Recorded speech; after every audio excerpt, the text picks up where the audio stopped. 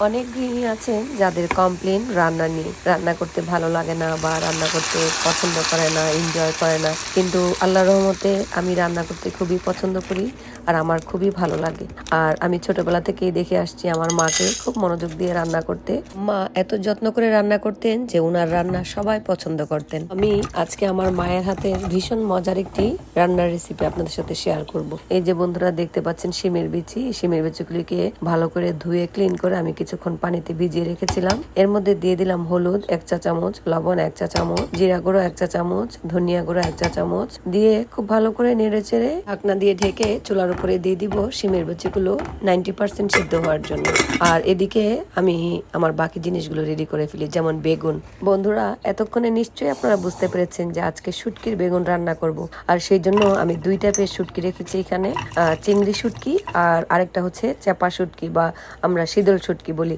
আর সবচেয়ে বড় কথা, এই 2টা শুটকি আমাকে বাংলাদেশ থেকে আমার পরিচিত জনেরা এসেছিলেন, ওনারা গিফট করেছেন। তো আলহামদুলিল্লাহ এখন আমার প্রিয় শুটকির বেগুন রান্না করব। যখন আমি দেখলাম মশলাটা কষে এসেছে আর শিমের বিচিটা সিদ্ধ হয়ে গিয়েছে, সেই পর্যায়ে আমি দিয়ে দিলাম অনেকগুলি রসুন থেতো করা, তারপর লবণ আর থেতো করা কাঁচামরিচ। আবার নেড়ে চেড়ে সুন্দর করে এটাকে ঢাকনা দিয়ে ঢেকে দিব। আর ওদিকে বেগুনগুলো আমি ধুয়ে ক্লিন করে আগেই চিকন চিকন করে কেটে রেখেছি, আপনারা দেখেছেন।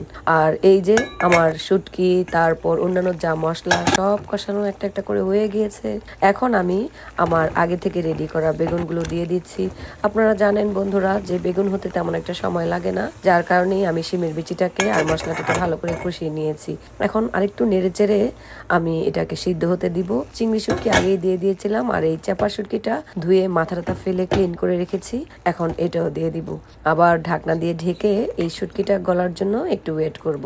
আর সবচেয়ে বড় কথা বন্ধুরা, আমি মনে করি রান্না হচ্ছে একটি শিল্প, আর এটা যদি আপনি মনোযোগ সহকারে ভালোবাসা নিয়ে করেন অবশ্যই এটা মজাদার হবে। আমি জানি আমার মার হাতের মতো অতটা মজা হবে না, তবে আমি মায়ের মতো করে ট্রাই করছি। কি আর করব বলেন বন্ধুরা, মা থাকে অনেক দূরে। আমি মায়ের হাতের এই রান্নাগুলো যখনই মনে হয় তখন আমার চোখ দিয়ে পানি চলে আসে। তো যাই হোক বন্ধুরা, এই যে শুটকিগুলো গলার পর এগুলি আস্তে করে আমি একটু করে আলাদা জায়গায় নিয়ে কাটাগুলো বেছে সেই পানিগুলো এখন দিয়ে দিলাম। আর দিয়ে দিলাম বেশ অনেকগুলো ফালি করা কাঁচামরিচ। আপনারা দেখেছেন আমি এখানে লাল মরিচও দিয়েছি, থেতো করা কাঁচামরিচও দিয়েছি। আমার মা বলতেন থেতো করা কাঁচামরিচ দিলে তরকারির আলাদা একটা ফ্লেভার আসে।